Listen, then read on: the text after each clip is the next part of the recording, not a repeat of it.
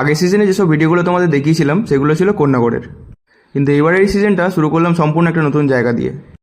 Radhe Radhe viewers, আমি Robin. E commerce আমার পেশা আর ব্লগিংটা হলো নেশা। সকাল সকাল বেরিয়ে পড়েছিলাম জিমে যাওয়ার জন্য। জিমটাকে অনেক বেশি ভালোবাসি আমি, বাট টানা 2 মাস আমি একটা কারণের জন্য যেতেই পারিনি। দেন আজকের মতো ওয়ার্কআউট কমপ্লিট করলে ওখান থেকে ব্যাক করলাম। দেন বাড়ি থেকে রেডি হয়ে বেরিয়ে পড়লাম নিজের দিবারাত্রি ডিউটি অ্যাটেন্ড করার জন্য। অ্যাকচুয়ালি তোমাদের ভাইয়ের দায়িত্বটা এখন অনেক বেশি বেড়ে গেছে। আর হ্যাঁ, একটা কথা তো বলাই হয়নি, আগে তো তোমরা দেখতে যে রবিন সবসময় বাইক নিয়েই যাতায়াত করতো, কিন্তু এখন ট্রেনে করে যাচ্ছে কেন? অ্যাকচুয়ালি এখন আর আমার অফিস লোকেশন কোন্নগর না, ওটা চেঞ্জ হয়ে দাসনগরে চলে এসেছে।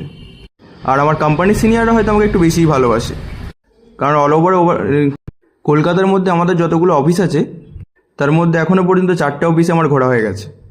তাই আবার একটা নতুন জায়গা ওপেনিংয়ের জন্য আমাকে স্পেশালি বলা হয়েছে। আর ডিউটি করতে করতে দিন পেরিয়ে যখন রাত হয়ে গেছে বুঝতেই পারিনি। আর তখন বাজে রাত্রি প্রায় 2টো। দাসনগরের রাস্তায় তখন আমি আর একটা কুকুর বাদ দিয়ে কাউকেই আর দেখতে পাইনি। দেন আজকের মতো ডিউটি কমপ্লিট করে চলে এলাম স্টেশনে। জীবনে অনেক কিছুই ধোকা খেয়েছি ভাই, আর স্টেশনে এসে দেখতে পেলাম যে আমতা লোকাল আমাকে ধোকা দিয়ে চলে গেছে। অন্য লাইনে একটা লোকাল ট্রেন ধরে চলে এলাম সাঁতরাগাছি স্টেশনের মধ্যে। দেন সাঁতরাগাছি স্টেশন থেকে বেরিয়ে ওখান থেকে বাস ধরে চললাম বাড়ির জন্য। তোমরা প্রত্যেকে খুব ভালো দেখো আর প্লিজ আমি ফলো করো। হরে কৃষ্ণা।